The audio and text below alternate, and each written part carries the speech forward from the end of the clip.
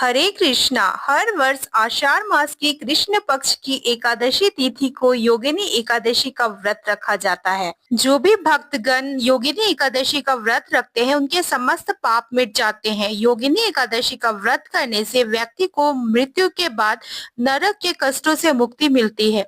इस व्रत को करने से भक्तों को यमदूतों के बजाय देवदूत आकर स्वर्ग की ओर ले जाते हैं। योगिनी एकादशी के व्रत और भगवान विष्णु की कृपा से मोक्ष की प्राप्ति होती है।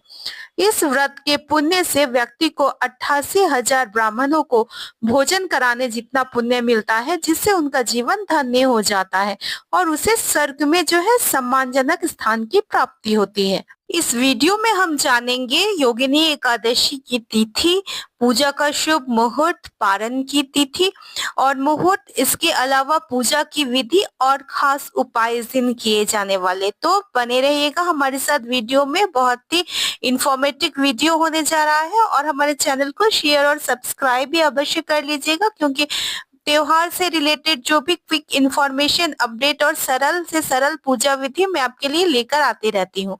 हिंदू पंचांग के अनुसार आषाढ़ मास के कृष्ण पक्ष की एकादशी तिथि जो है वो 21 जून को सुबह 7:18 पर शुरू होगी और तिथि का समापन 22 जून को सुबह 4:27 पर होगा। इस व्रत का पारण किया जाएगा 22 जून को और पारण का समय होगा दोपहर को 1:47 से लेकर शाम को 4:35 तक। आइए जान लेते हैं योगिनी एकादशी की व्रत की विधि, पूजा विधि।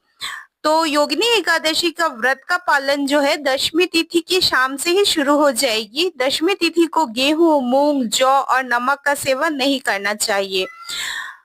एकादशी की सुबह स्नान कर व्रत का संकल्प ले, पूजा स्थल पर एक कलश पे जल भर कर रखे, भगवान विष्णु की प्रतिमा या तस्वीर के सामने दीपक जलाएं। उसके बाद भगवान विष्णु को पुष्प, फल और तुलसी अर्पित करें। विष्णु सहस्त्र नाम या ओम नमो भगवते वासुदेवाय मंत्र का जाप करें। अंत में आरती और भोग अर्पित करें। भोग में तुलसी का पत्ता जरूर रखें, क्योंकि इससे भगवान विष्णु की पूजा जो है संपूर्ण मानी जाती है। आइए जानते हैं इस दिन किए जाने वाले कुछ खास उपाय। तो योगिनी एकादशी में श्रीमद् भगवत कथा का पाठ करना पुण्य फलदायी माना जाता है।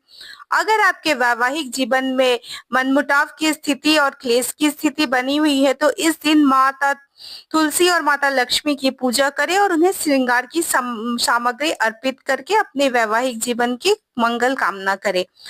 योगिनी एकादशी में आर्थिक दिक्कतों से अगर आप परेशान हैं तो ब्रह्म मुहूर्त में उठकर भगवान विष्णु की पूरी श्रद्धा से विधिवत उपासना करें। एक पान के पत्ते पे ओम वैष्णवे नमः लिखकर भगवान के चरणों में अर्पित कर दे। अगले दिन इस पत्ते को पीले रंग के कपड़े में लपेट कर अपनी तिजोरी में रख दे। ऐसा करने से आर्थिक समस्या जो चली आ रही है वो दूर होगी। इस दिन श्री हरि विष्णु को पंचामृत से अभिषेक जरूर कराएं। ऐसा करने से आपके कार्य क्षेत्र में जो भी मुश्किल चली आ रही है वो दूर होगी। इस दिन पीपल के पेड़ के नीचे घी का दीपक जलाने से तथा पीपल के पेड़ की परिक्रमा करने से भगवान विष्णु के साथ साथ माँ लक्ष्मी का भी आशीर्वाद प्राप्त होता है। तो आप ऐसा भी कर सकते हैं। इससे ऐसा करने से घर से जो है दरिद्रता दूर होती है। किसी भी प्रकार का व्रत हो, जप तप हो, ये जो है दान के बिना अधूरा माना गया है। इसलिए योगिनी एकादशी में भी दान करने के लिए कुछ सामग्री है जो कि आपको इस दिन के उपवास और व्रत का पूर्ण फल दिला सकती है। तो दान में जो है सबसे पहले है वस्त्र का दान। ऐसा वस्त्रों का दान करने से आत्मिक शांति तथा पुण्य की प्राप्ति होती है। दूसरा है तुलसी का पौधा।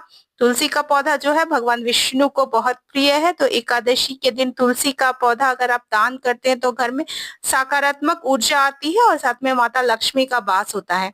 गर्मी का मौसम है तो जलदान भी बहुत खास माना गया है। इस दिन प्यासे लोगों को पानी पिलाने से श्री हरि बहुत प्रसन्न होते हैं और अपना आशीर्वाद बनाए रखते हैं। दूध और फल का दान भी जरूरतमंदों को देना, गरीबों को देना, ब्राह्मणों को देना आपके पुण्य को बढ़ाता है तथा आपको स्वास्थ्य लाभ देता है। क्षमता अनुसार जो भी आपसे बन पड़े उस चीज का दान अवश्य कीजिए। तो ये थी योगिनी एकादशी से रिलेटेड सारी जानकारी। आशा है कि आपके लिए उपयोगी रही होगी। जो भी आपके परिवार है उनके साथ जरूर शेयर करें, मित्रों के साथ शेयर क्योंकि व्रत तो लोग कर लेते हैं लेकिन मुहूर्त, दान और उपाय के अभाव में जो है संपूर्ण फल नहीं मिल पाता है, इसलिए इसको शेयर करना ना भूलें और ऐसे ही क्विक अपडेट के लिए हमारे चैनल को सब्सक्राइब करके रखें। फिर मिलते हैं किसी नेक्स्ट वीडियो में, तब तक के लिए जय श्री कृष्णा।